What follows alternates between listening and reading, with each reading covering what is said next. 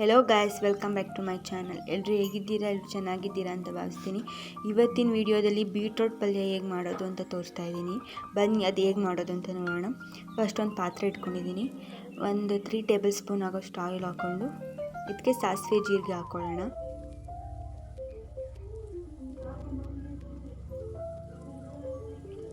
ಅದು ನೀಟಾಗಿ ಫ್ರೈ ಆದಮೇಲೆ ಕಡಲೆಬೇಳೆ ಆಪ್ಷನಲ್, ಬಟ್ ಹಾಕಿದರೆ ಚೆನ್ನಾಗಿರುತ್ತೆ ಟೇಸ್ಟು.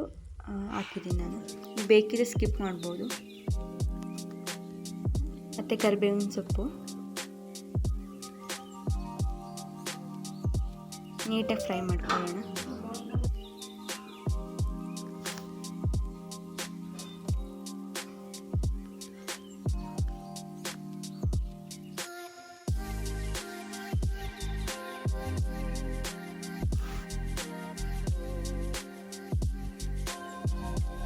ಇದು ನೀಟಾಗಿ ಫುಲ್ ಕ್ರಂಚಿ ಆಗೋ ಥರ ಫ್ರೈ ಮಾಡ್ಕೊಂಡಾದ್ಮೇಲೆ ಇದಕ್ಕೆ ಹಸಿಮೆಣಸಿನ್ಕಾಯಿ, ನಿಮ್ಮ ಖಾರಕ್ಕೆ ನೋಡಿಕೊಂಡು ಎಷ್ಟು ಬೇಕು ಅಷ್ಟು ನೋಡಿಕೊಂಡು ಹಸಿಮೆಣಸಿನ್ಕಾಯಿ ಹಾಕ್ಕೊಂಡಿದ್ದೀನಿ. ನೀಟಾಗಿ ಫ್ರೈ ಮಾಡ್ಕೊಳ್ಳೋಣ. ಇದು ನೀಟಾಗಿ ಫ್ರೈ ಆದಮೇಲೆ ಒಂದು 2 ಮೀಡಿಯಮ್ ಸೈಜಷ್ಟು ಈರುಳ್ಳಿನ ಈ ಥರ ಕಟ್ ಮಾಡಿಕೊಂಡು ಹಾಕ್ಕೊಂಡಿದ್ದೀನಿ. ನೀಟಾಗಿ ಫ್ರೈ ಮಾಡ್ಕೊಳ್ಬೇಕು.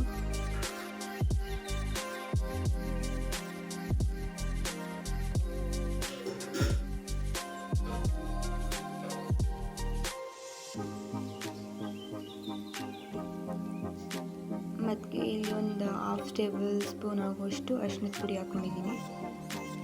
ನೀಟಾಗಿ ಮಿಕ್ಸ್ ಮಾಡ್ಕೊಳ್ಳೋಣ.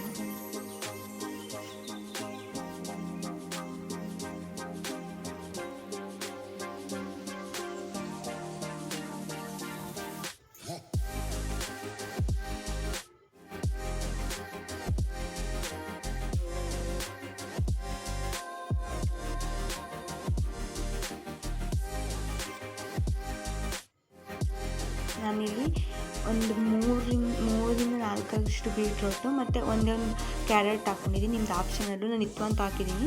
ಬರೀ ನೀವು ಬೀಟ್ರೋಟ್ಗಳು ಕೂಡ ಮಾಡ್ಬೋದು.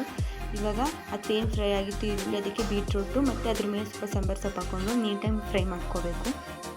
ಇದಕ್ಕೆ ನಾವು ನೀರು ಹಾಕಬೇಕು ಅನ್ನೋ ಅವಶ್ಯಕತೆ ಇರೋಲ್ಲ. ಉಪ್ಪು ಹಾಕಿದಾಗ ಅದು ನೀರು ಬಿಟ್ಕೊಳ್ಳುತ್ತೆ. ಇವಾಗ ನೋಡಿಕೊಂಡು ನಿಮಗೆ ಟೇಸ್ಟಿಗೆ ಎಷ್ಟು ಬೇಕೋ ಅಷ್ಟು ನೋಡ್ಕೊಂಡು ಉಪ್ಪು ಹಾಕ್ಕೊಂಡು ನೀಟಾಗಿ ಫ್ರೈ ಮಾಡ್ಕೊಳ್ಳೋಣ. ಅಫ್ಕೋರ್ಸ್ ಎಲ್ಲರಿಗೂ ಗೊತ್ತಿರೋಂಗೆ ಬೀಟ್ರೋಟು ಹೆಲ್ತಿ ಕೂಡ ಒಳ್ಳೆಯದು. ಅಟ್ಲೀಸ್ಟ್ ವಾರಕ್ಕೆ ಒಂದು ಟೈಮ್ ಆದರೂ ಮಾಡ್ಕೊಂಡು ತಿನ್ಬೋದು. ಈ ಥರ ಒಂದ್ಸಲ ಟ್ರೈ ಮಾಡಿ, ತುಂಬ ಟೇಸ್ಟಿಯಾಗಿರುತ್ತೆ.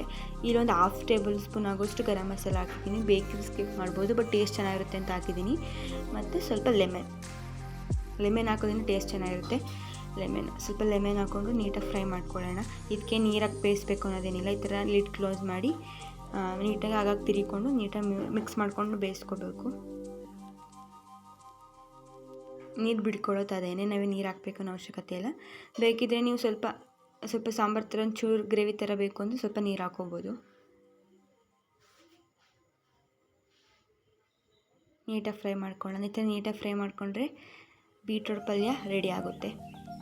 ತುಂಬ ಟೇಸ್ಟಿಯಾಗಿ, ಇದು ಚಪಾತಿಗೆ ಒಳ್ಳೆ ಕಾಂಬಿನೇಷನ್. ನೀವು ರೊಟ್ಟಿ ಜೊತೆ, ದೋಸೆ ಜೊತೆ, ಯಾವುದ್ರ ಜೊತೆನಾದ್ರೂ ತಿನ್ಬೋದು.